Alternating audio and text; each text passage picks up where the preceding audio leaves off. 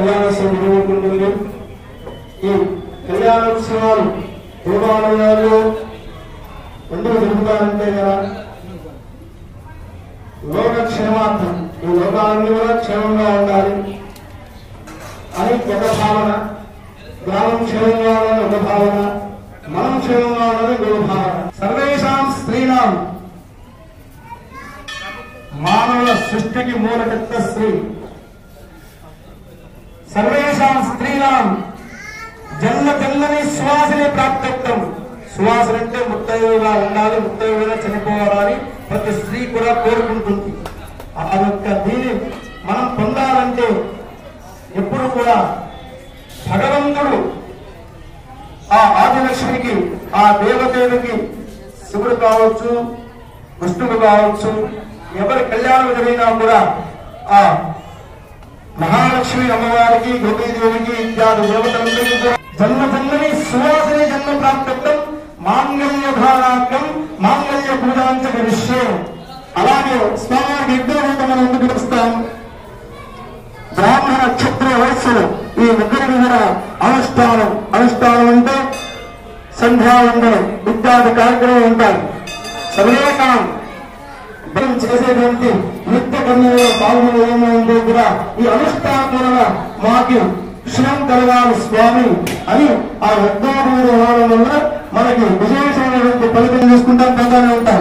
అందరూ కూడా ఈ యొక్క విషయాన్ని తెలియపరచాలని చూస్తున్నాం. ఈ రోజు స్వామివారికి పుష్య నక్షత్రం 97లో 13లో అదే పుష్య నక్షత్రం ఇక్కడ స్వామివారు ప్రతిష్ఠగా ఉంటారు. ఇది ఒక చాలా విశేషమైనది.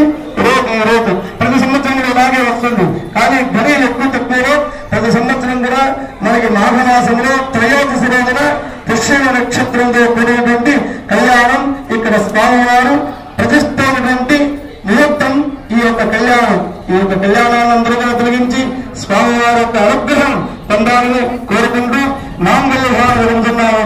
ఓ వెంకటేశాయ ఆపదవాడ అనాథ రక్షక గోవింద వద్దికాసులవాడ వెంకటరమణ గోవింద మాంగళ్య వందండవేన లోకరక్షక హోతున దండే